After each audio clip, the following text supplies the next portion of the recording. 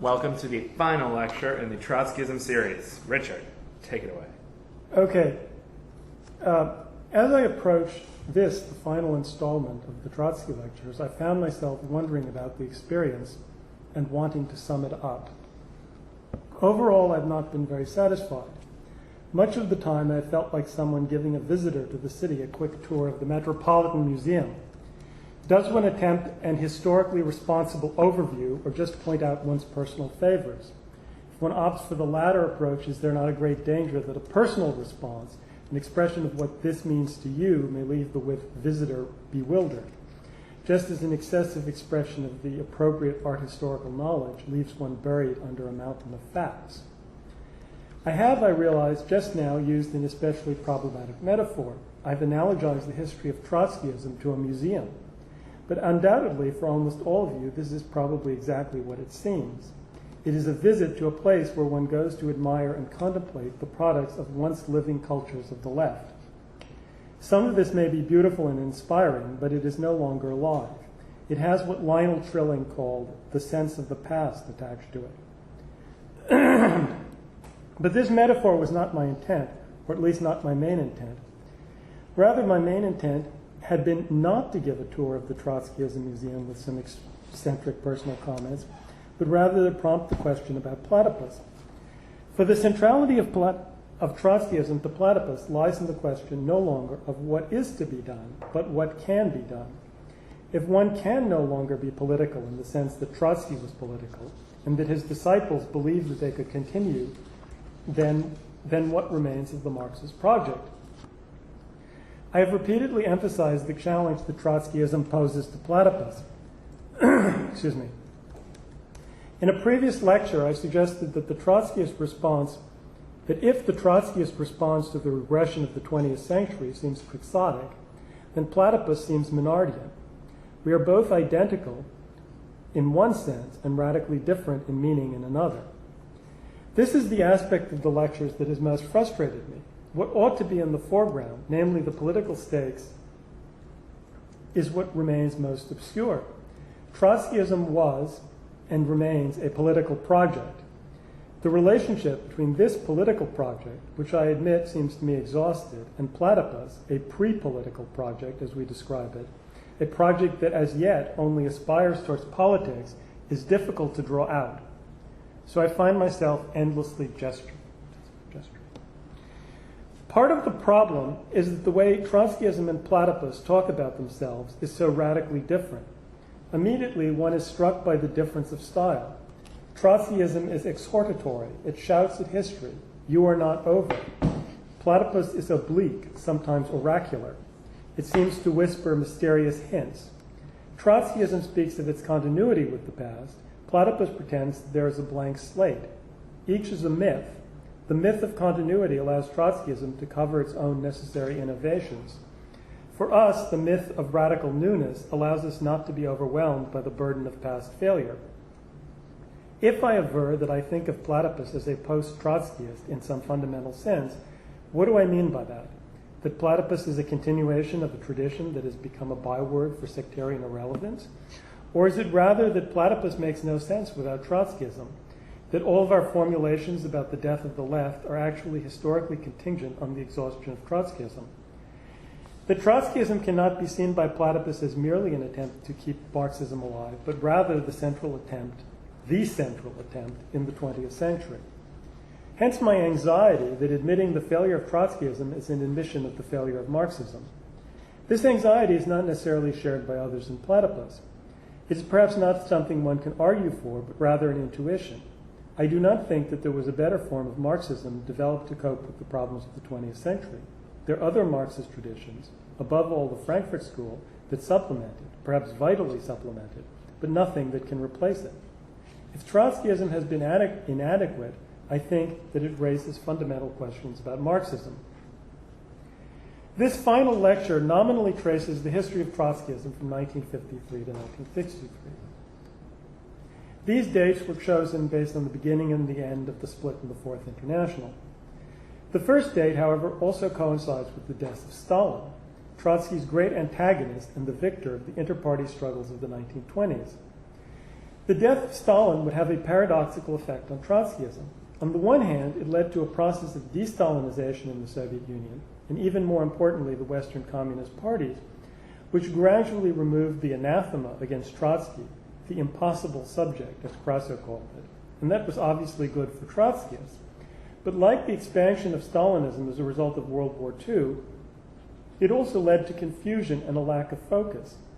A great deal of the moral and political energy of Trotskyism came from the belief that it uniquely represented a tradition that was revolutionary but anti-Stalinist. De-Stalinization, while it cleared away a certain hysterical anti-Trotskyism on the left, also left the left more ambivalent about its meaning. At the beginning of this period in 1953, Stalinism still seemed like a frightening monolith, and the man at the top of this apparatus of global Stalinism was still worshipped by millions as a genius and the successor to Lenin. The next decade, after Stalin's death, saw Stalinism survive, but it became something more banal. After the Khrushchev revelations in 1956, Stalinists themselves became confused. By 1963, the end of this period, the left had become more open than in 1953 or 1933, but it also become more diffuse in its response to ideological questions. Even what the questions were was no longer as clear as it would have been 10, 20, or 30 years earlier. The scope of the left had shifted. Its focus was no longer primarily European, and it is this period that sees decolonization and the birth of the Third World. Issues like sexuality and gender would take the stage a bit later, and Philip Bullarkin has a beautiful poem, which I'm actually going to read because it gives a sense of the moment, about 1963. Sexual intercourse began in 1963, which was rather late for me, between the end of the Chatterley Band and the Beatles' first LP. Up to then, there'd only been a sort of bargaining, a wrangle for the ring, a shame that started at 16 and spread to everything. Then all at once, the quarrel sank. Everyone felt the same. And every life became a brilliant breaking of the bank, a quite unlosable game. So life was never better than in 1963. They're just too late for me, between the end of the Chatterley Band and the Beatles' first LP.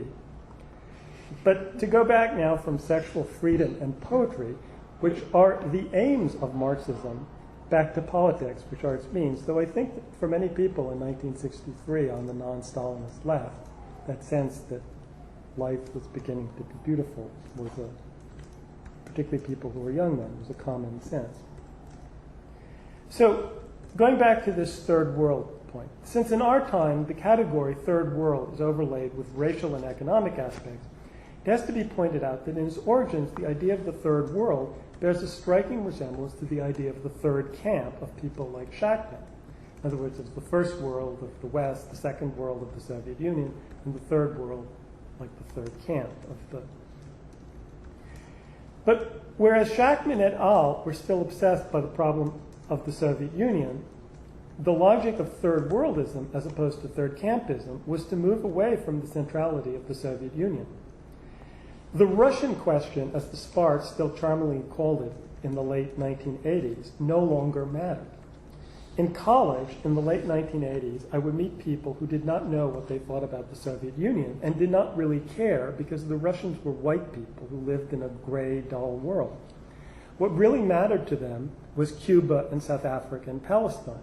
If the Russians helped those struggles, that might be good, but there was nothing much to learn or think about the Russian experience.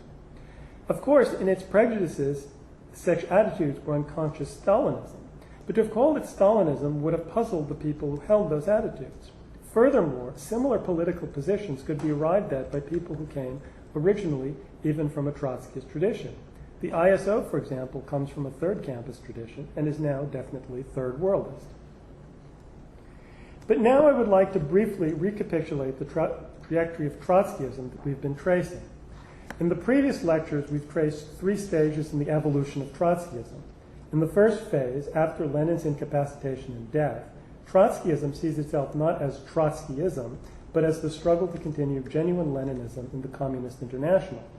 It is the left opposition which understands the Comintern as turning to the right with the recession of revolutionary possibilities in the West and the isolation of the Soviet Union. First against the troika of Stalin, Zinoviev, and Kamenev, and then later allied with Zinoviev and Kamenev, who, however, proved vacillating allies, who eventually capitulated to Stalin, Trotsky, first in the Soviet Union and then in exile, proved to be the most politically and intellectually consistent opponent of Stalin and Stalinism from within the communist movement. Finally, after the catastrophe of Hitler's victory, Trotsky declared the Comintern bankrupt and set out to build a new Fourth International to replace the failed Second and Third Internationals. Trotsky himself saw this new phase as a continuation of the previous one, just one, unfortunately, fought on different, actually more difficult terrain. Here, some suspicions of the master himself arise. In effect, Trotskyism, the Fourth International, had now become a new stream of Marxism alongside social democracy and Stalinized communism. One could perhaps, in other words, fourth next to second and third, one could perhaps insist on seeing this as a political continuum with Trotskyism on the left, Stalinism in the center, and social democracy on the right. But it is not so simple. Rather, the situation is more like a triangle. On any given issue, any two of these may be more similar to each other than the third. If the issue is supporting the Allies in the war against fascism, then social democracy and Stalinism line up against Trotskyism because both are anti-fascist. If the issue is denouncing the cult of Stalin and calling for workers' democracy in the USSR, then social democracy and Trotskyism align because they are both anti-Stalinist. But at other times, Trotsky would feel compelled to defend the Soviet Union, and here Trotskyists would often seem closer to Stalinism than social democracy. And this brings us to the third period in the evolution we have discussed, the complex triangular relationship of Trotskyism to socialism, to social democracy, and Stalinism, its siblings from the breakup of Second International Marxism, which will create instability in Trotskyism. So I have some diagrams here. We don't know if you can see them. Pretty much, yeah. Can people see them? Okay, so this is the situation in the 1920s. This is the way Trotsky sees it. Trotsky is on the left, Stalin in the center, Bukharin on the right. Zinoviev and Kamenev, at times allied with Stalin, then with Trotsky, then capitulating with Stalin, are in between Trotsky and Stalin. So it's a left-right continuum with Trotsky on the left. There also would have been people who would have perhaps seen themselves as to the left of Trotsky at one time in the left opposition, but by the mid-late 20s they disappeared. This is Trotskyism as it sees the world in the 30s. Here you have social democracy and Stalinism. And here you have Trotskyism. And there's a relationship between all three. Now, social democracy and Stalinism are lumped under reformism. Trotskyism is revolution. But it's not a simple sort of left-right. It's more complicated. And if you wanted a diagram of sort of the evolution, you would have First International here, which splits off into anarchism. And then you have Marxism, meaning Second International. And then that breaks off into the continuation, social democracy. And then you have the Third International, which then you have Trotskyism over here versus Stalinism. So this is the historical development of all these historical branches.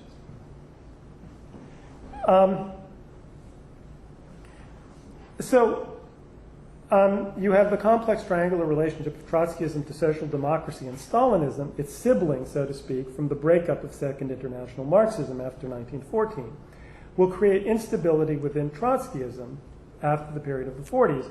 This begins already during Trotsky's lifetime in 1939, but greatly accelerates after his death, especially in the post-war period.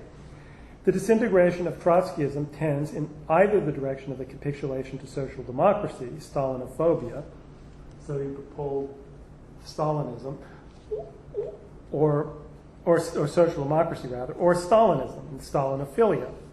So Shachtman's evolution represents the former tendency, Pabloism the latter tendency.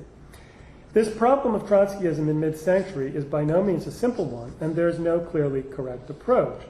In fact, many an ex-Trotskyists in despair over politics in the mid-century might feel that, to quote Yeats, things fall apart, the center cannot hold. Mere anarchy is loosed upon the world.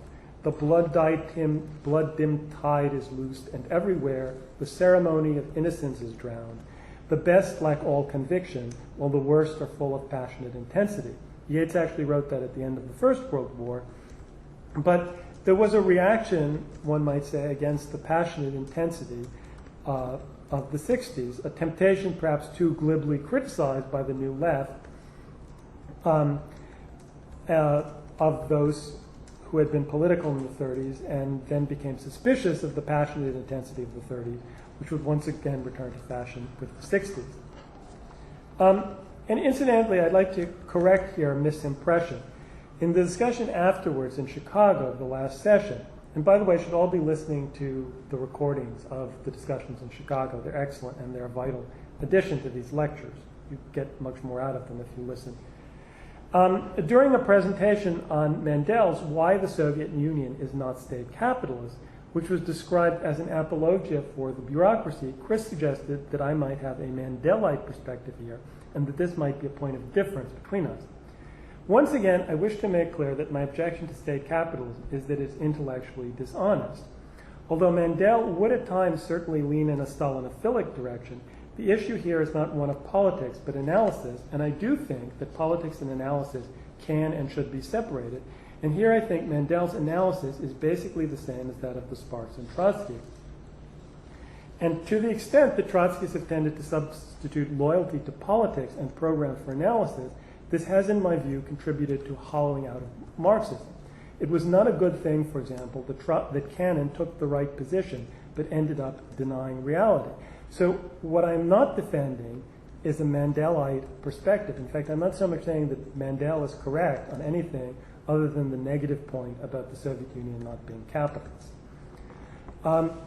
And there are undoubtedly differences between Chris and me, but as I said, I don't think they're describable in terms like Mandelite, however, because what I'm not putting forward is so much a positive position, but a negative position. And we could discuss what I think those differences between Chris and me are in terms of the perspective of this course afterward. Now, the description of this period in the Spartacist pamphlet on the genesis of Pabloism is excellent, and I wish only to point out a few highlights. So I'm going to read a few excerpts. First excerpt. The later Pabloist capitulation to Stalinism was prepared by impressionistic overstatement of its opposite, Stalinophobia.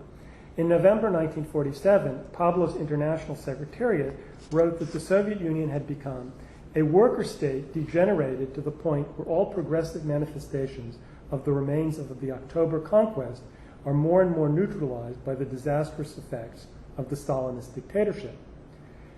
What remains of the conquest of October is more and more losing its historic value as a premise for socialist development. From the Russian occupation forces or from pro-Stalinist governments, which are completely reactionary, we do not demand the expropriation of the bourgeoisie. Again, I mean, the interesting thing is the oscillation because of the confusion from Stalinophobia to Stalinism. So people could often switch which parts of this instability of the triangle they lean to, and the people who resisted, so to speak, both, sometimes were also resisting reality. So it's just a very complicated problem. And then the Sparks point out, within the SWP, the rumor circulated that Cannon himself, the epitome of orthodoxy, was flirting with the characterization that the Soviet Union had become a totally degenerated worker state, i.e. a state capitalist regime, a position which Natalia Trotsky shortly embraced. On the question of Stalinist expansion into Eastern Europe, the Fourth International was united in simple-minded orthodoxy. An extensive discussion of the Kremlin in Eastern Europe, Fourth International, November 1946, by E.R. Frank, Bert Cochran, who later the Cochranites became one of the most, basically formed the Stalinophilic tendency in the Socialist Workers Party, was shrill in its anti-Stalinist tone. Again, an oscillation from one side to the other, and tended towards the view that the countries occupied by the Red Army would be deliberately maintained as capitalist states, which, by the way, is exactly the position one would have concluded from an orthodox understanding of problem. Anyway. A polemic against Shachtman by Germain, that meaning Mandel, dated 15th of November 1946, was still more categorical. The theory of a degenerated worker state being installed in a country where there has not yet previously been a proletarian revolution is dismissed simply as absurd.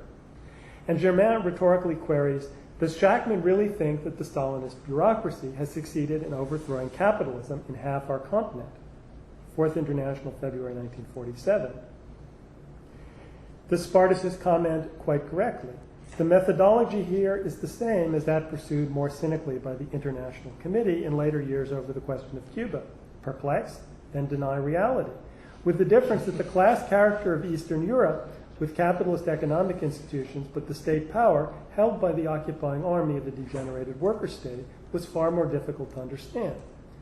Empiricists and renegades, I love that phrase, of course, had no difficulty in characterizing the Eastern European states. And here they're quoting the Shachtmanites. Everyone knows that the countries where the Stalinists have taken power, they have proceeded at one or another rate to establish exactly the same economic, political, social regime as exists in Russia. Everyone knows that the bourgeoisie has been or is rapidly being expropriated, deprived of all its economic power, and in many cases deprived of mortal existence. Everyone knows what remnants of capitalism remain in those countries will not even be remnants tomorrow, that the whole tendency is to establish a social system identical with that of Stalinist Russia.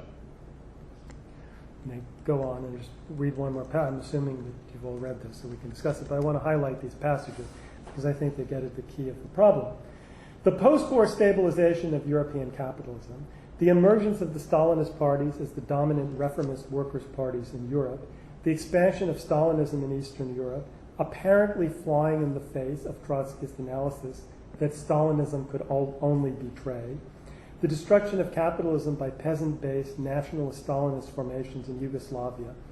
All these developments posed new theoretical problems for the Trotskyist movement, which the SWP stripped of a layer of talented intellectuals by the petty bourgeois Shachtman split. It's an interesting juxtaposition.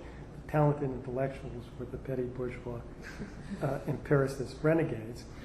And shortly thereafter, deprived of Trotsky's guidance, could not handle.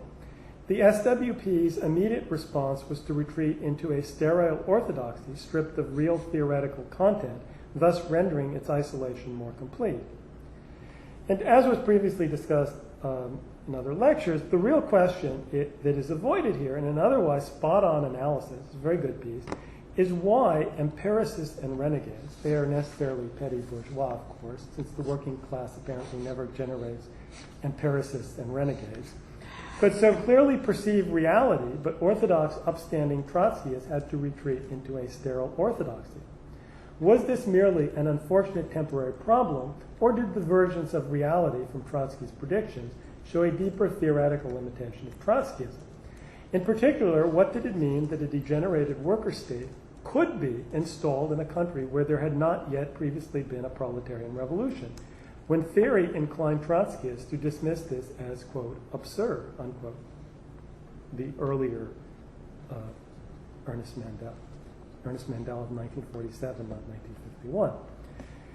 This is not an abstruse theoretical question, but one that goes straight to the heart of the Trotskyist imagination of Stalinism as, quote, Thermidor, unquote. Now, we have in this lecture, however, entered a fourth phase of Trotskyism. So Trotskyism originated first in the 20s as the left opposition, a response to the rise of Stalinism. And then after 1933, in effect, became a third current on the Marxist left, next to Stalinism and social democracy, hence my diagram. With the apparent eclipse of anarchism, these three possibilities seem to define the left. I mean, anarchism played a role in the Spanish Civil War, but other than that, it didn't seem a viable option for most people in a place like the United States or Western Europe. And the problem for Trotskyism was fundamentally to stake out a position vis-a-vis the other two. Now, on the whole, the theoretical position with regard to social democracy was the easier, since the Trotskyist criticism of social democracy was merely the continuation of the Third International's criticism. The harder position to establish was the one vis-a-vis Stalinism, and here the Trotskyist movement fractured along the lines of tension of Trotsky's own thought. It is true that orthodoxy tended to emphasize the reformist character of Stalinism, making it similar to social democracy. Against this, Trotskyism could see itself as the form that revolutionary Marxism took in the mid-20th century, in my other diagram, a struggling but proud remnant that would one day revive the entire tradition. But the underlying problem with this orthodoxy was that if Stalinism was reformism, then it was a reformism sui generis. Although in many places, Stalinist parties did indeed play an obvious reformist role. So the two biggest communist parties in Western Europe, France and Italy, are good examples. They played the same sort of role that a left social democratic party would play. It nevertheless was hard to see Stalinism as a global phenomenon, as reformism. How could one see Mao as a reformist? In practice, therefore, the role of Trotskyism on the left was a dual protest, a protest against totalitarianism of Stalinism on the one hand, and reformism of social democracy on the other. The specific ideological contents of this dual protest varied greatly among the various Trotskyisms, but they shared this quality. What would happen by the late 1950s and early 1960s, however, is that this quality of dual protest would become common among a broad range of leftists, all claiming to be revolutionary, so subjectively revolutionary, but distancing themselves from official communism. This was the phenomenon of the New Left. Now, the rise of the New Left would prove a turning point for Trotskyism in complicated ways that Trotskyism, as formulated by Trotsky in a pre-New Left era, would have difficulty fully thinking through. In general, the extent to which the left as a whole would change after 1960 or so is something that still is not adequately registered by Trotskyists. The platypus assertion, for example, that what is most interesting about the Spartacist League is its resistance to the New Left, and that the most depressing thing about its senescence is the extent to which it reverts to New Leftism, is not only a statement that the Sparks would disagree with, one would expect them to disagree with it, it's one that I suspect most of them would find baffling in the extreme. They just wouldn't understand the statement. But similar assertions about, say, Postone and the New Left would be met with equal bafflement by their targets. People would not know what we meant by them. Part of the problem here is terminological. By speaking of the New Left, one is speaking not just about a specific movement or series of movement, but a series of cultural shifts in the way the left operated and thought of itself. In a particular moment, this could be seen as generational. Nowadays, to talk of people in their 70s as youth would, of course, be absurd, and we can see that what was going on from the late 1950s to the late 1970s was actually an epochal shift. Paradoxically, it is easier to address this problem of sensibility by quoting someone who stands on the opposite pole of platypus in recognition of it, i.e. as someone who recognized what platypus recognizes better than the Sparks could because of the limitations of their orthodoxy, but who thought the shift was good. So here's Mary Bookchin in Listen Marxist. Our concern here is with those honest revolutionaries who have turned to Marxism, Leninism, or Trotskyism because they earnestly seek a coherent social outlook and an effective strategy of revolution. We are also concerned with those who are awed by the theoretical repertoire of Marxist ideology and are disposed to flirt with it in the absence of more systematic alternatives. To these people, we address ourselves as brothers and sisters and ask for a serious discussion and a comprehensive reevaluation. We believe that Marxism has ceased to be applicable to our time, not because it is too visionary or revolutionary, but because it is not visionary or revolutionary enough. We believe that it was born of an era of scarcity and presented a brilliant critique of that era, specifically of industrial capitalism, and that a new era is in birth, which Marxism does not adequately encompass, and whose outlines it only partially and one-sidedly anticipated. We argue that the problem is not to abandon Marxism or to annul it, but to transcend it dialectically, just as Marx transcended Hegelian philosophy, Ricardian economics, and Blankist tactics and modes of social organization. We shall argue that in a more advanced stage of capitalism than Marx dealt with a century ago, and in a more advanced stage of technological development than Marx could have clearly anticipated, a new critique is necessary, which in turn yields new modes of struggle, of organization, of propaganda, and of lifestyle. Now, first of all, note the distinction Bookchin makes between Marxism, Leninism, or Trotskyism. This "or" would obviously be ridiculous to a Trotskyist who insists that Trotskyism was Leninism which in turn was Marxism, and that anyone who really wanted to be a Marxist had to be a Leninist, and if one really wanted to be a Leninist, one had to be a Trotskyist. Bookchin, an ex-Trotskyist, undoubtedly knew all this, and his choice of words was not accidental. The point Bookchin is making is that all these terms are now irrelevant. And to make this even clearer, he then, speaking of those who insist on the continuing validity of Marxism, says, "We are asked, in short, to return to the past, to diminish instead of grow, to force the throbbing reality of our times with its hopes and promises into the deadening preconceptions of an outlived age. We are asked to operate with principles that have transcended not only theoretically, but by the very development of society itself. History has not stood still since Marx, Engels, Lenin, and Trotsky died, nor has it followed the simplistic direction which was charted out by thinkers, however brilliant, whose minds were still rooted in the 19th century or in the opening years of the 20th. We have seen capitalism itself perform many of the tasks, including the development of technology of abundance, which were regarded as socialist. We have seen it nationalize property, merging the economy with the state wherever necessary. We've seen the working class neutralized as the agent of revolutionary change, albeit still struggling within a bourgeois framework for more wages, shorter hours, and fringe benefits. The class struggle in the classical sense has not disappeared. It has suffered a more deadening fate by being co-opted into capitalism. The revolutionary struggle within the advanced capitalist countries has shifted to an historically new terrain. It has become a struggle between a generation of youth that has known no chronic economic crisis and the culture, values, and institutions of an older conservative generation whose perspective on life has been shaped by scarcity, guilt, renunciation, the work ethic, and the pursuit of material security. In other words, sex was invented in 1963. Ironically, I think it is now Bookchin's perspective that seems absurdly dated. So he brings in the character of an 18-year-old in 1937 who he says is now 50. Well, that 50-year-old, if he or she is still alive, is now 93. In retrospect, the world of that old person's middle age is, I think, further from our reality than that person's adolescence is. Indeed, that realization, I think, is what makes Platypus appealing to most of you, and in a sense, the Trotsky and the Frankfurt School have much more to say about the present than almost anything later could. We are premised on the assumption that there's hardly been a new idea on the left since 1940, and that at best we can distinguish ourselves by the depth of our reflection on the unrealized potential of old ideas. The greatest resistance to this idea of how barren the left has been for a long time comes from the fact that the people whose idea of the left is now hegemonic are those who were 18 in 1969, not 18 in 1937.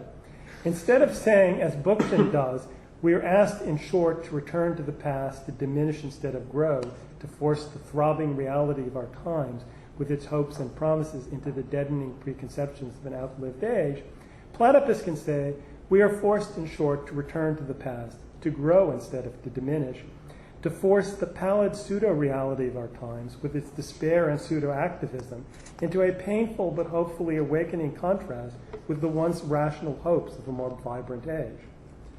Bookchin states, history has not stood still since Marx, Engels, Lenin, and Trotsky died, and this seems like an obvious truism. It is to the credit of Platypus that it questions this obvious truism, however, something an orthodox Marxist, including a Trotsky, would not do. In a very real sense, Platypus believes that the only way history has not stood still is that it has moved backwards.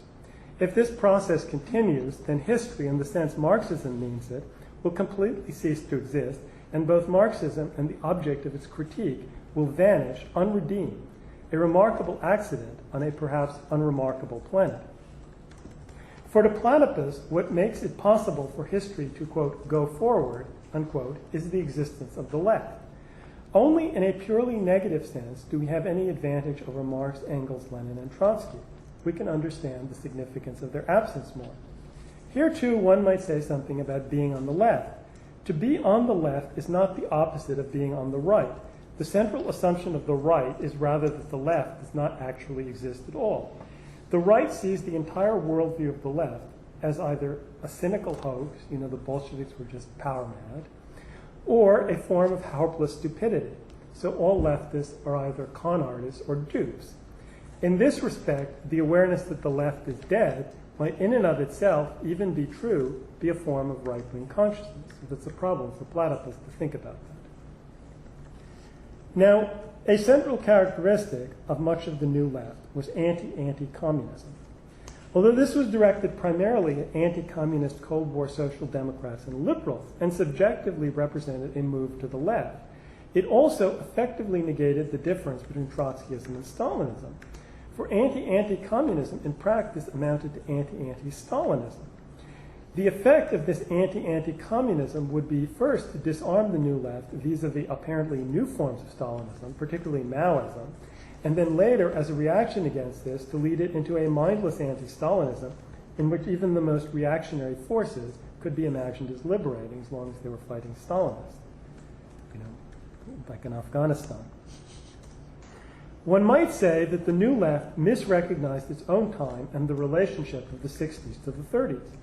The New Left could not overcome the debates of the 30s by ignoring them, and in the end, the New Left capitulated to the logic of both Stalinism, particularly Maoism, and later social democracy. In no way, however, does the New Left represent intellectual progress.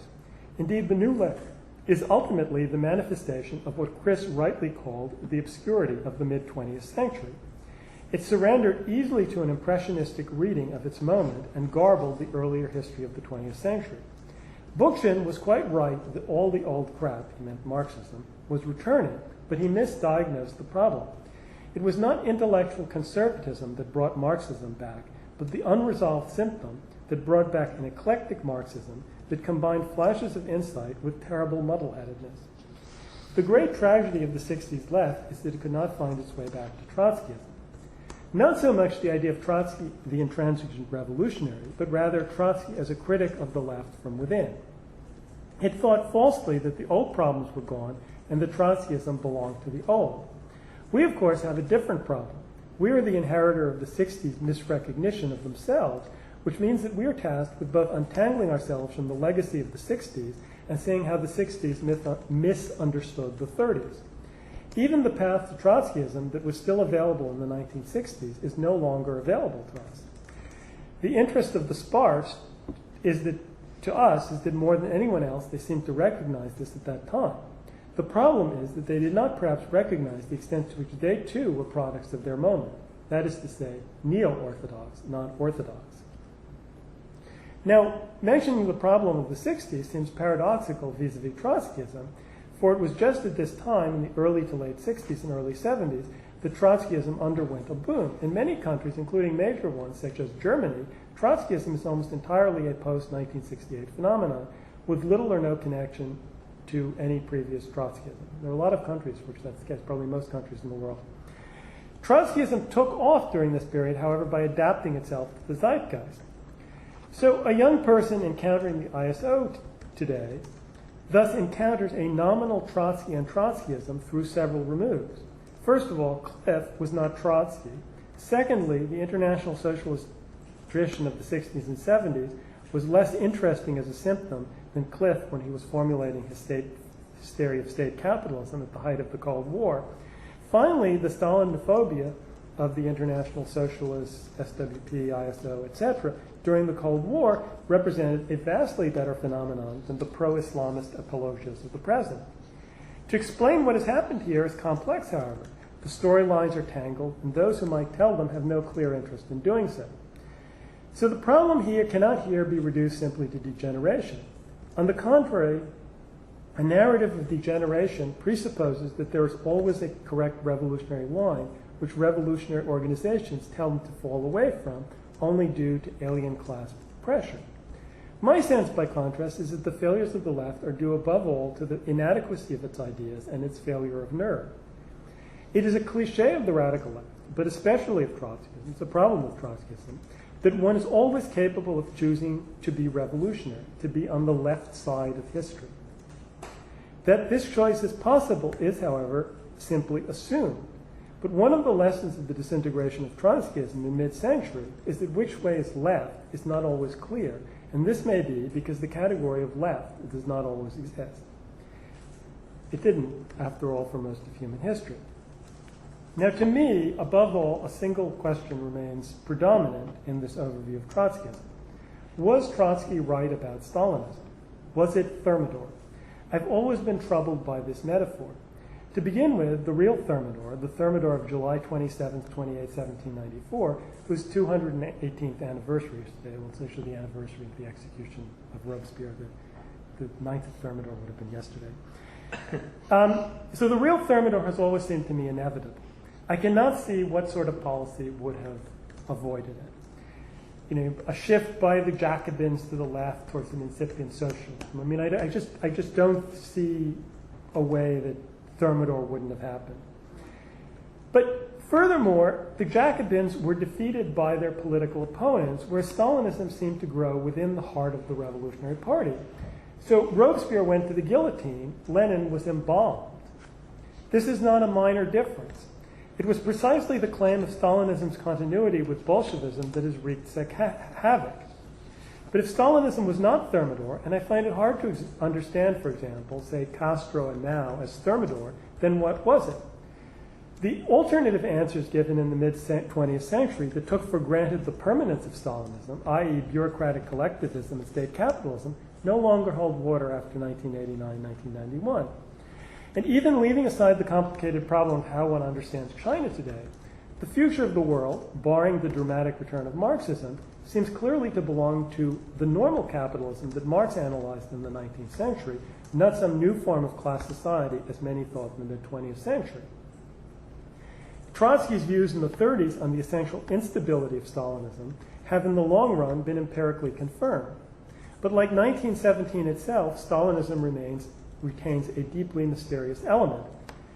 Even if one feels that one has a handle on the victory of Stalinism in certain countries, the enduring appeal of multiple forms of Stalinism to intellectuals in advanced capitalist countries for much of the 20th century remains mysterious. I mean, why not social democracy, or why not Trotskyism? That there is a satisfactory material explanation to these problems seems to me doubtful. Perhaps the central weakness of classical Marxism has been that while being does indeed determine consciousness, the range of possible ideas compatible with any given social form is greater than might have been anticipated. As such, political ideas in particular are as much a legacy of all political ideas as they are a response to present social reality. Obviously, they have to conform to the social reality in some sense. Classical Marxism, which includes Trotskyism, was, it appears, much too optimistic with regard to the tendency of political ideas to assimilate themselves to reality eventually. There is not much that can be said about this excessive generosity towards the intelligence and good sense of the human species. We are stuck with humanity as we find it. Also, for many decades at the end of the 19th century and into the 20th, this optimism seemed rationally grounded. And it may still be in the long run. But even if Stalinism completely disappears, the trauma of Stalinism is likely to persist. Maybe capitalism is not worth abolishing if it means the gulag. Maybe instead we should try to change the world without taking power. The Trotskyist tradition, though, still seems to me the most serious Marxist attempt to preserve Marxism, the most serious attempt to preserve Marxism in the face of the trauma of Stalinism. I'm coming to an end. So, recently, I had a dream that I was on the beach, and I met a woman who told me that her boyfriend was French and that he'd been in the Paris Commune. She pointed him out, and at a distance, I saw a man sitting on a beach towel whom I thought might have been in Paris during May of 1968. He actually looked like Alain Badiou, certainly not the Paris Commune. She insisted, however, that he was actually about 158 years old and that I should go over and talk to him. Unfortunately, my friends called me away at just that moment and I had to leave the beach. And I woke up. So I was thinking about this dream and a strange fantasy took over. I imagined that a character, not as in the Bookchin essay, a young person born in 1937, born in 1919, say living to be a middle-aged person in 1969, or even an old one in 2012, but rather a character, undying leftist. If any of you have ever seen the movie The Man from Earth, it's about this caveman from the Paleolithic who just keeps on living and he doesn't age. It came out about 5 years ago. Anyway, so I imagine this character and say born in 1778, the year of the death of Rousseau and Voltaire, who magically keeps on living until the present, but he doesn't age beyond his mid-20s. So an 11-year-old at the time of the Revolution, he's 16 at the time of Thermidor. Then he joins Babeuf in the Conspiracy of Equals as an adolescent after Thermidor. He lives persecuted under the Directory. He lives under Napoleon. Despite all this, he remains committed to the vision of the just society. He's still a Jacobin, a radical Democrat, but slowly the complexity of the task becomes more apparent to him as the decades roll on. Still a man of the people, a worker, he perhaps takes part in the strikes of the 30s and visits England where he gets to know the Chartists. He's also attracted to early utopian socialists like Fourier and Saint-Simon. Still young in appearance, remember, he does not age. In Paris, he gets to know a young German exile, Karl Marx, in the 40s, who seems to bring a particularly profound and philosophical insight into the problems of modern society. He begins to read Hegel and understands that amid much that still remains obscure to him, that here was a thinker who grappled with the philosophical significance of history. At 70, but still unaging and in appearance much younger, he takes part in the Revolution of 1848 and is appropriately disgusted by the accession of Louis Napoleon, not having been all that keen on his uncle either. In his army, he had nevertheless fought decades earlier. Then, after the tragic experience of the Commune, by now 100 or so, he relocates to Germany, where he becomes a social democrat. At first persecuted, but later legal, he watches the social democrats grow, and now his youthful Jacobinism seems to have found a new home. But purged of its bloody moralism, the socialist future of mankind is now assured by science. A good citizen of the 19th century is very pleased by this. Still, a certain malaise is felt around the edges. The party feels, well, a trifle bourgeois and unrevolutionary now and then. Nevertheless, the challenge of the revisionist seems beaten back. But by contrast, the Russian movement is a different story. Still only in his late 120s, our hero witnesses the Petersburg Soviet and meets its charismatic leader, Bronstein, a.k.a. Trotsky. Then the catastrophe of World War I and total despair. Has European civilization come so far only to be engulfed in barbarism? But then comes 1917, and once again there is hope. But after a few years of great optimism, once again conservatism triumphs and order reigns. Then the storm clouds of Stalinism and fascism appear. For a while, Spain seems to hold up the torch of revolutionary hope, but that too is drowned in fascist victory. Once again, the question of revolution in the modern world seems raised, but the answers are fragmentary and inconclusive. Surviving on into the post-war world, our hero witnesses the Cold War and the earlier struggles of Trotskyists understand it. Disillusioned with Trotskyism, perhaps he moves on to various new left-influenced terms, perhaps anarchism. Perhaps later, disillusioned by the new left, he follows the Sparks. He's sympathetic to their critical spirit, but maintains a distance, aware that the living experience of the Trotskyism he knew under Trotsky and the desire to maintain the idea of Trotskyism, there is a difference. Finally, perhaps in his early 230s, he comes around to some Plattsburgh events and asks himself, what was it all about? So much has happened, and yet, despite the fantastic achievements of science and technology and the struggles of so many, humanity remains unfree and miserable. This is fantasy, science fiction fantasy, of course. In reality, the history of the left stretches not over one biologically impossible lifetime, but rather three possible ones stuck end to end.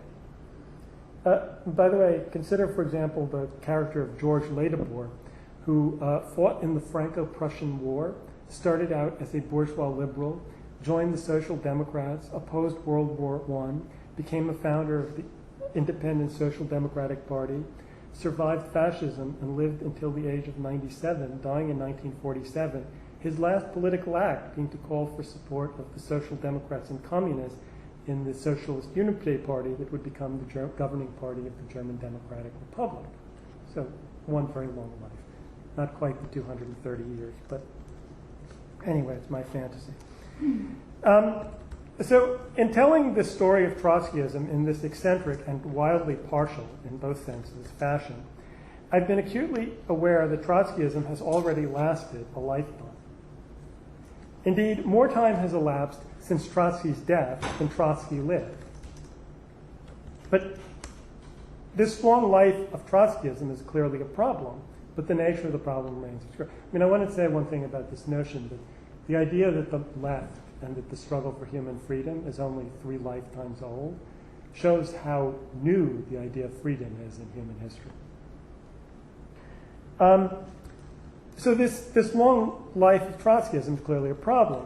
Trotskyism has started out as the ideology of permanent revolution, and it has become the ideology of revolution permanently deferred.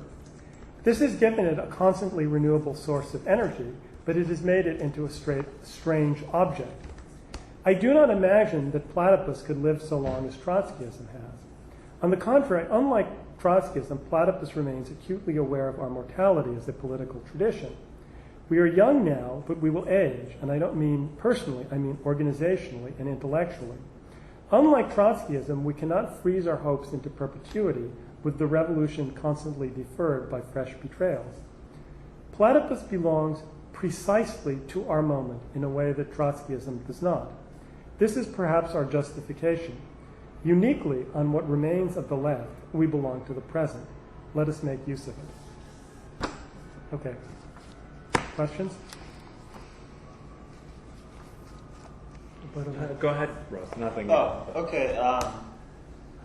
Yeah, so the periodization of 1953 to 1963, I think in the first lecture I mentioned this, is interesting to me because it's punctuated on either end by, first of all, the death of Stalin. Then sort of midway through, there's de-Stalinization, the secret speech, and so on. Richard, don't move this. And then in 1963, after the Cuban Missile Crisis, there's Khrushchev is deposed, basically rendered, completely powerless. So, does 1963 as the sort of end of Trotskyism as a sort of vital left movement reflect simply its inadequacy to deal with the problem of the rise of the new left? Or does it also somehow mirror the sort of death of Stalinism under Stalin and its sort of ambiguous continuation under Khrushchev and then the sort of later recrudescence of old Stalinism under Brezhnev? I don't think that the later Stalinism had much effect on Trotskyism. I think Trotskyism is reacting to its natural habitat of the advanced capitalist world, and it's reacting to changes in the character of the left in the post-war world. I mean, it's a joke. Sex began in 1963, but it's the sensibility of a new generation and new ways of thinking about politics. As long as your problems on the left are a monolithic Stalinism or a reformist social democracy, Trotskyism could easily stake out a clear position. When Trotskyism is competing with Maoism or nowadays with anarchism or with all sorts of other ideologies, and Trotskyism itself seems more and more splintered, what it meant to be a Trotskyist shift, and the whole character of the left shifts. So the left becomes less a creature of parties and more of movements. I mean, in the early 20th century, the left is assumed to be the struggle of political parties. I mean, you increasingly have a left that's not focused around political parties, that people don't see a need to belong to any political party. They're part of a movement. And you're part of the anti-war movement. In the United States, the anti-war movement, the main liberal was led by the SWP, right? A nominal Trotskyist party, in which, the Spartacist say is betrayal of Trotskyism, which is true. But the more significant thing is that the mass of people who went through the anti-war movement were totally unaffected by the fact that the organizational strings of these demonstrations were pulled by a Trotskyist party instead of a communist party. The political effect was the same. It was irrelevant. So it's the gradual shift of the Trotskyist critique into a seeming irrelevance. I mean, you have a lot of people then who are kind of sympathetic to Trotskyism, but they don't see a need to be Trotskyists. It's sort of like, well, Trotsky had some good ideas, right? So it's much easier in the earlier period, actually, where things were more polarized. Just briefly to follow up on that, I would agree that Trotskyism's native habitat was the advanced capitalist countries to which it was exiled, but didn't the left in those countries and to a certain extent mirror developments in the Soviet Union, such as the thaw and... I mean, it mirrored them to a certain extent in that if you have, like, if Stalinism doesn't seem like a totalitarian monolith, I mean, that obviously has effects. And also the biggest effect was that the breakup of the central discipline of the Soviet Union over Western communist parties meant that Western communism was itself more open to diverging tendencies and interpretations. So you didn't have the same sense you did in 1950 of there's one official communist movement. And then there are the Trotskyists on the margin saying, no, that's the betrayal. I have a question. There's one here. I'll give mine and then go to the online. About, you use the category unconscious Stalinism when describing your friend who didn't care about Russia because they were white people who lived in gray houses. And I thought that was like indicative because I think actually that category bears a lot of weight in your approach in general to both what you think of as sort of the contemporary obstacles towards reforming left ideas as well as left politics, and your own approach, or what you think, what you think Platypus's approach ought to be to dealing with those problems, right? That you think the sort of legacy of Stalinism and your critique of Bookchin is that exactly like we're not at the point where one can say like, okay, 20th century, terrible, let's have done with it, let's think of something new and not accept substitute satisfactions, whatever they may be, anarchism, etc., but that the reason people are willing to accept substitute satisfactions, anarchism or constant protest, is the persistence of unconscious Stalinism. Well, Bookchin is like honest. Like his criticism is not just of Stalinism or Leninism or Trotskyism. His criticism is of Marxism per se.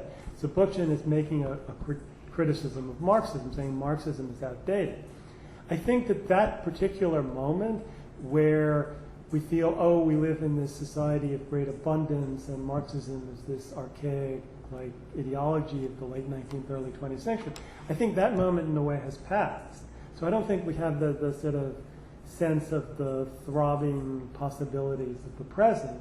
And in fact, I think part of what makes Marxism to some extent appealing in a very pallid, confused form is that sense that we have returned. We've gone backward. I don't think that's the Bookchin problem. Just as a brief, David Harvey is a like nice little thing for all my problems with him. He's been teaching Capital since the 70s, and he has like a reflection on this. He's like, when I taught Capital in 1970, I used to have to do all this like backtracking. Okay, but what about the state? What about this? What about that? Now, you just open up the New York Times, and it's like Capital seems, right. I think that the legacy of like unconscious Stalinism comes in, if you look at again, I bring up Badiou and Zizek. Both Badiou and Zizek are profoundly Stalinist-influenced figures.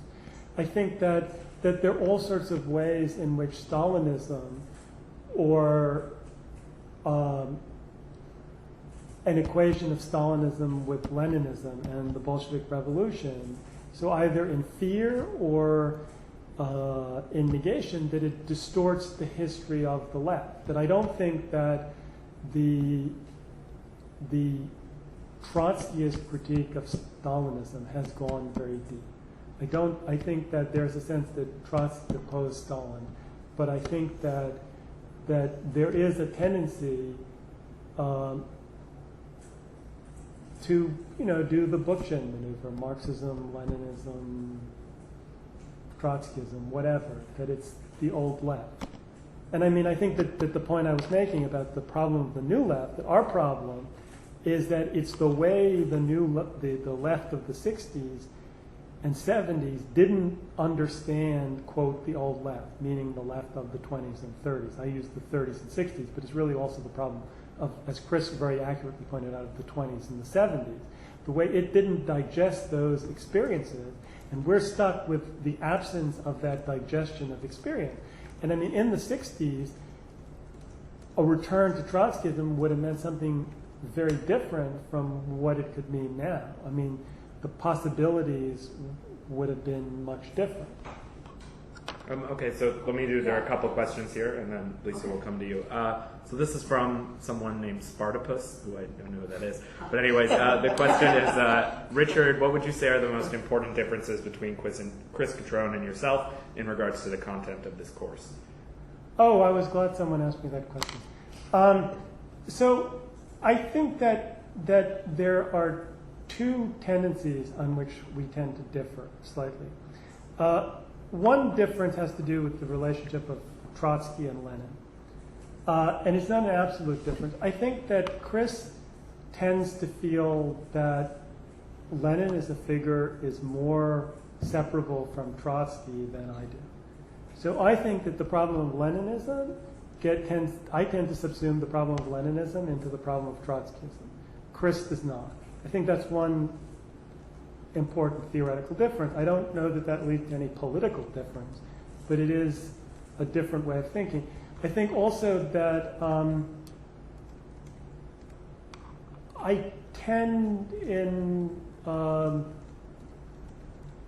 to be more willing, and this goes back to the question about the Mendelite or my misdiagnosed sympathy for Mendelism, I tend to be more willing to separate the analytical from the political question. And I think that that also goes with a tendency to perhaps emphasize the empirical aspect of Marxism more than the philosophical. It's your petty bourgeois intellectual tendencies. Yeah, my renegadism. Empiricism. So another question from here. I was hoping at least to be middle. Chris actually just said empiricists and renegades. So Chris Catrone also did have a question. Nonlinear notion of regression, not merely nonlinear notion of historical progress. In other words, the issue of return needs to be nonlinear. Yes, I agree. I mean, I think that point is correct. That the notion of a return is not the same. I think Chris is spot on that. I mean, I think that's implicit in everything Platypus does. That you can't just return to Marx or return to Lenin or return to Trotsky in the same way in a different historical period. Marx made that same point. Can't return to 1789 and 1848. I mean, even Platypus within its own short period, I think the meaning of Platypus has slightly shifted in subtle ways that we're not fully aware of. And I'm sure it will in 10 years. And if Platypus is around in 10 years, we will have a very different sense of what Platypus is about and what the meaning of these things are. Yeah, I mean, I think that there's, my question actually goes into this because last week, which I was listening to your lecture while driving, but you talked about how no one had been able to repeat 1917. And that in some ways that's the mark of how, the most progress that humanity has been able to make. I mean, I took it this way at least. I might be summarizing things that you said. But basically, I mean, it does seem that since 1917, I mean, I'm thinking about this in relation to how you put the three lifetimes together, and so that's how the left is. But yet since 1917, the left in a way would only be that which can digest and assimilate, and in some ways repeat with a difference 1917. So it would have to be, in some ways, a repetition, right? But just not of, I mean, in this current context, not a repetition as in, we're going to put the Gopher program, Marxist, the Gopher program into, and come up with. Well, I mean, a repetition in the sense of a repetition of the positive accomplishment without the negative. I mean, obviously, you don't want to replay the entire tragic history of the world endlessly. Yeah. I mean, but the fact that 1917 has not been repeated, which is clear within Platypus, is not generally understood to be the case. I mean, asserting that is already, to a large extent, asserting the centrality of Trotskyism. Yeah. Because Maoists would say, well, what do you mean 1917? There was 1949 in China. People would say, well, what about Cuba, right? So you're already saying, well, no, China and Cuba are a different story. What happened in Eastern Europe after World War II was a different story. Yeah. And you have to explain why that is, because those societies bear a fundamental resemblance to what seemed to emerge in the Soviet Union. But they were not a workers' revolution, essentially, or in some ways. Right, but the difference lies not in the society that emerged. Right. The difference lies in the political character of the revolution. Yes. And here, by the way, I'm completely in agreement with Chris. I mean, that's where Lenin is fundamentally a figure of a completely different order from a Fidel Castro or a Mao. Yeah. Why? Well, I Explain that again. I agree with that, but Internal political debates. Because I think that, I mean, it becomes, I think, it comes back to a kind of circular point. I mean, because I think that Lenin just represents a figure of an obviously higher order, and I think that the significance of the Bolshevik Revolution, just as a break from capitalism, represents a more fundamental phenomenon to which all the other breaks were indebted. In other words, I think if there hadn't been a Bolshevik Revolution, which is due to the Bolsheviks and above all Lenin, that there wouldn't have been any subsequent overturns of capitalism. I mean, Chris doesn't like the term non-capitalist or whatever, but you wouldn't have had any other non-capitalist states unless there was some other leader of the stature of Lenin, unless there was something like the Bolshevik Revolution. right. So I think. I think that you see that particularly with the disappearance of the Soviet Union. I mean, I think that the disappearance of the Soviet Union, I think, has clearly closed the possibility of even those types of, don't like to call them revolutions, but Stalinist overturns of capitalism that were possible during the Cold War, that are no longer possible. Yeah.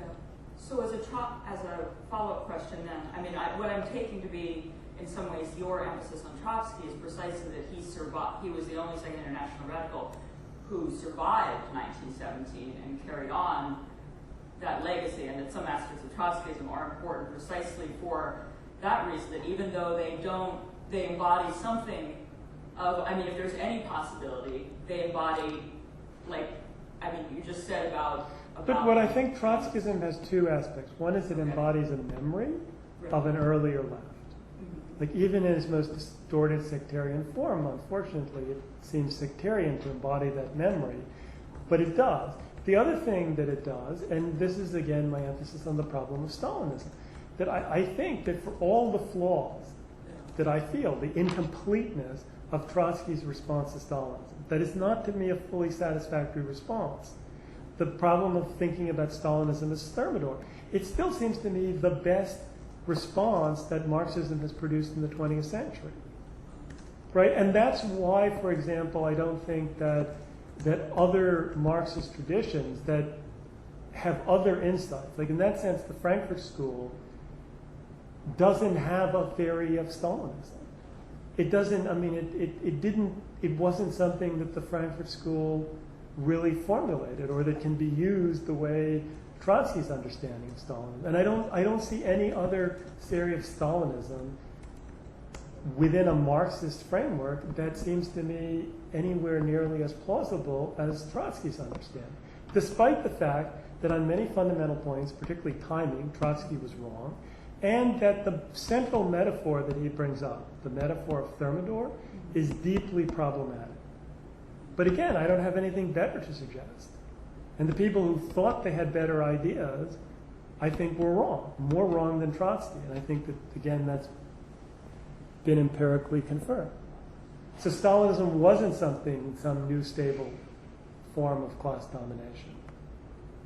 Right, I got that listening to you last lecture about there wasn't a bourgeoisie, there was a bureaucracy. But it's not even that. Like, it's not just the question of state capitalism. I mean, the bureaucratic collectivist argument would be that the bureaucracy is a new type of ruling class. Well, I don't think that holds water. I think you look at the history of the last 25 years. The behavior of the bureaucracy was not that of a ruling class. It liquidated itself as a class. Okay? It liquidated itself as a class in order to become, a large part of it, capitalist in an ordinary sense. However you understand China poses other theoretical problems to a classical Trotskyist analysis. the future of China doesn't seem to be some kind of state capitalism in the sense in which people like Cliff were talking about it. It seems probably a very ordinary capitalism. So what you're talking about is capitalism, unmodified. That's what triumphed. And whatever Stalinism was, thinking of it as this incomplete, unstable phenomenon that's the result of an incomplete political revolution in a backward country still makes more sense from a Marxist perspective than any of the other theories that have been offered. Thank you. So Chris had a follow-up point on Thermidor, Chris Gutron. Thermidor assumes the potential of socialism continuing despite political reaction, just as bourgeois society continued despite the Napoleonic Empire. Whereas we would say that Stalinism undermined socialism profoundly rather than transmitting it in obscured form. Which again goes to the non-symmetry of socialist revolution versus capitalist revolution in 1789. Well, yes.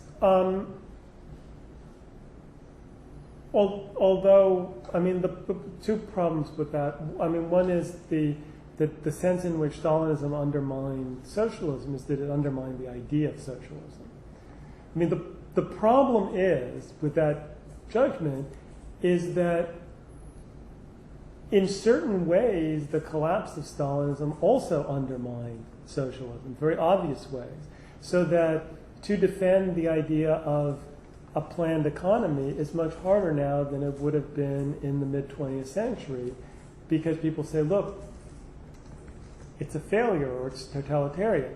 So in that sense, I think one has to avoid formulations that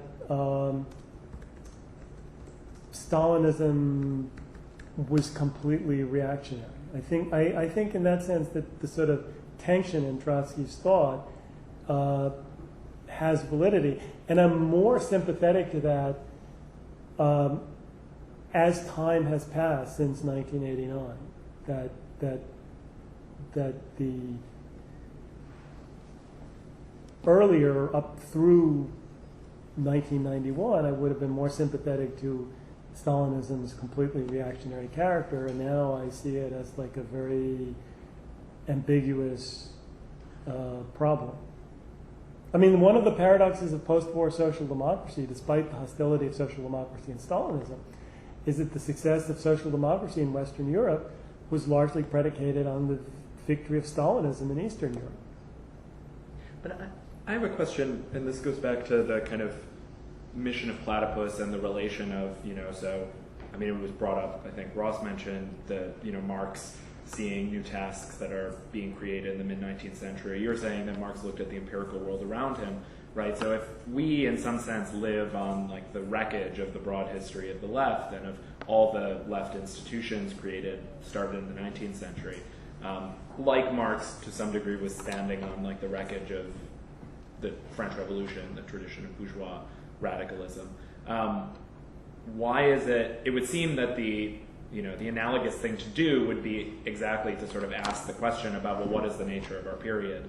Like, what is our empirical reality, rather than dig deep into the wreckage? Why are we digging deep into the wreckage? Well, I think that the idea of standing on top of the wreckage is the problem. The problem is we're not standing on top of the wreckage. The wreckage is on top of us and has buried us. So that's the number one problem. That's how we're in a different position. We're actually trying to dig our way out of the wreckage, not dig our way into the wreckage. And, I mean, empirically, again, I don't think that the problem of Marxism is to analyze the economic character of the world. I don't think that that's where Marxism is most challenged. The difficulty of Marxism is to address the political aspects of the 20th century. I mean, the difficulty for Trotskyism is to explain its own impotence. I mean, it's not that more than anything else. Yeah, I was wondering, especially with Bookchin's objection and critique of Marxism as a whole, Um, I just chose that as a symptom. I mean, but As a symptom, it's a well-written symptom it's a of an nice attitude. yeah, and I think it presents interesting points, and especially towards a failure of post-Trotsky Trotskyism to conceptualize itself in its own time. Especially, I mean, while it might have offered a perhaps the most plausible explanation of the East in terms of the whole Cold War dichotomy, the communist Stalinist world. What were and I understand this goes beyond 63, but what would you say are the sort of successes and failures of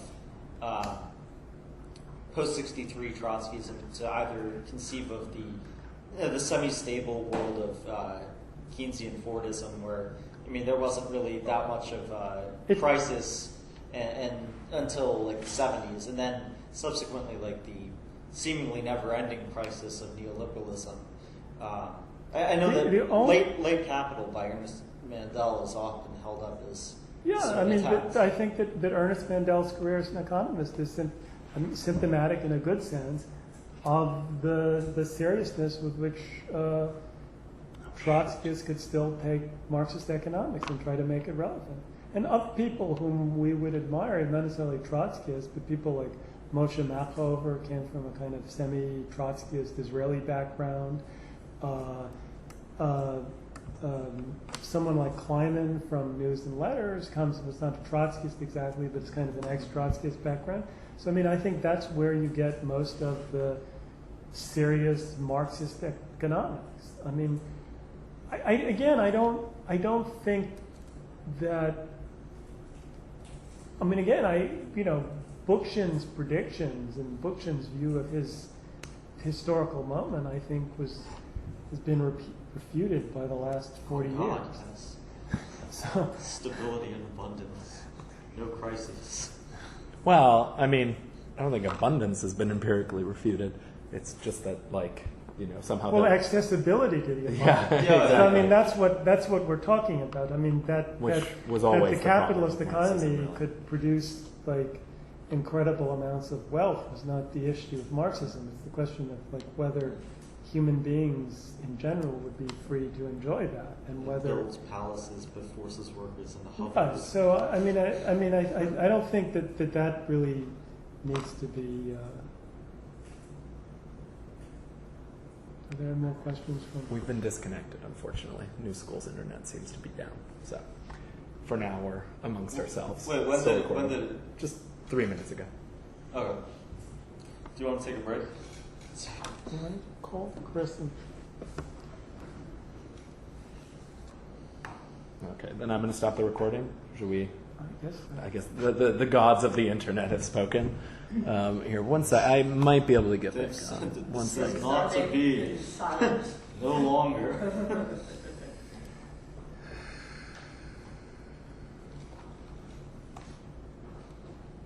Yeah, I don't know why.